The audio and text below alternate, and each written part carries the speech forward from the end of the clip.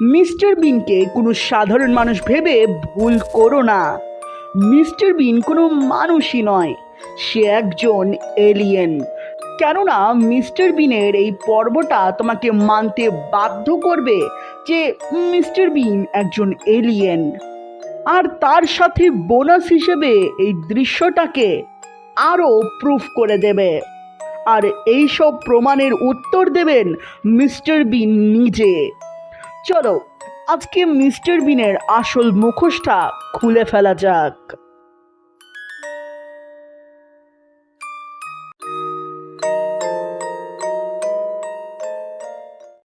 Mister বিন যখন প্রথম এসেছিল তখন মিস্টার বিনের স্টোরি ছিল লাইভ অ্যাকশন।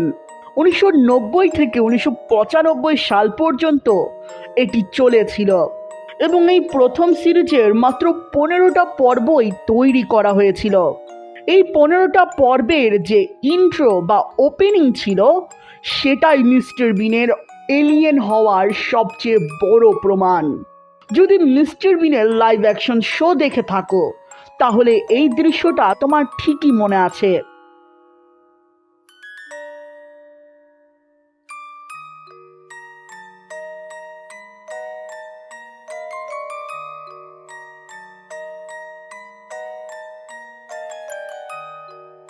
দেখতেই পারলে মিস্টার বিনকে ওপর থেকে ফেলে দেওয়া হয়েছে এবং পড়ে যাওয়ার পর যখন সে উঠল তখন তাকে দেখে বোঝাই যাচ্ছে সে বুঝতে পারছে না সে কোথায় আছে কিংবা সে কোথায় যাবে। আর এই কনফিউশনের মধ্যেই সে স্ক্রিন থেকে বিদায় নেয়। এই দৃশ্যটা সত্যি ভীষণ রহস্যময়, কারণ আলোটা যেভাবে পড়েছে সেটা দেখে মনে হচ্ছে কোনো ইউএফএ থেকে তাকে পৃথিবীতে টেলিপোর্ট করা হয়েছে। এই দৃশ্যটা মনের মধ্যে একটা খটকা জাগিয়ে দেয়। মিস্টার বিন কি আসলে এলিয়েন? সত্যি বলতে 90-এর দশকে কিন্তু এই সিনটি নিয়ে অনেক কথা হয়েছিল, কারণ একে তো মিস্টার বিনের অদ্ভুত আচরণ যা দেখে মনে হয় মানুষের দুনিয়া বা সমাজ বিষয় সে কিছুই জানে না, তার ওপর আবার এই রকম একটা অদ্ভুত দৃশ্য।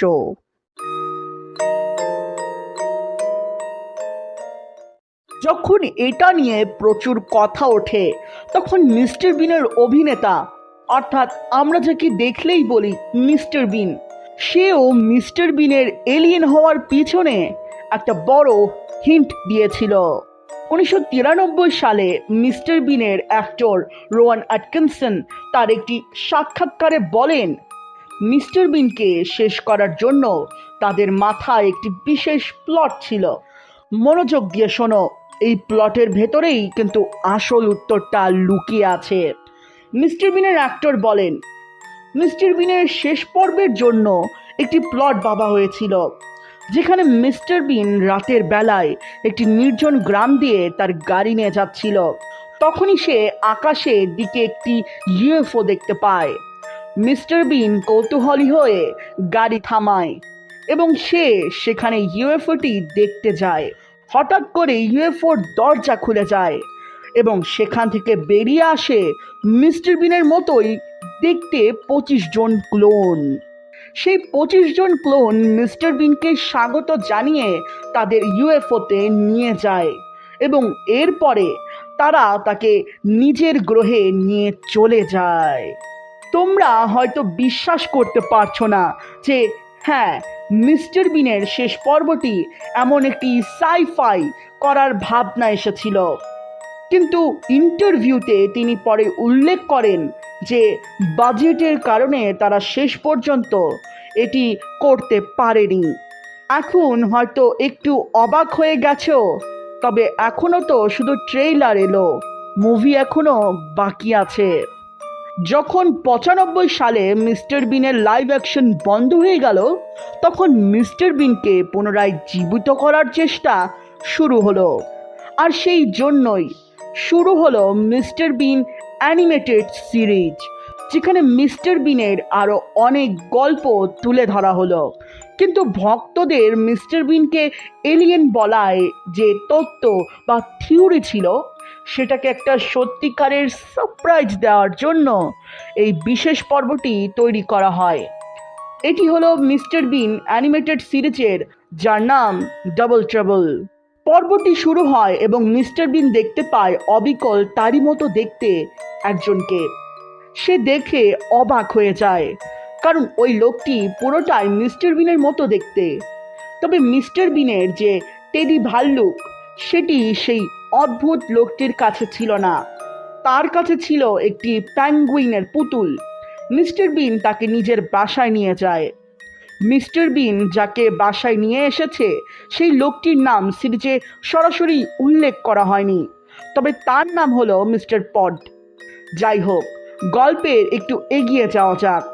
পর্বের শেষে সেই মিস্টার বিনকে একটি ইউএফওতে নিয়ে যাওয়া হয় এবং মিস্টার বিন সেখানে গিয়ে দেখতে পায় লক্ষ লক্ষ মিস্টার বিনের মতো দেখতে লোক, যাদের প্রত্যেকেরই খেলনা পুতুলগুলো আলাদা আলাদা।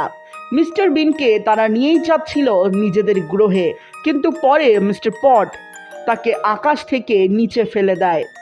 আর এরই মাধ্যমেই মিস্টার বিনের লাইভ অ্যাকশন সিরিজের সেই ওপেনিং সিনটা অ্যানিমেশনের সাহায্যে পুনরায় তৈরি করা হয়, যেখানে ঠিক একই রকম সিন এবং একইভাবে তাকে আকাশ থেকে পড়তে দেখা যায়।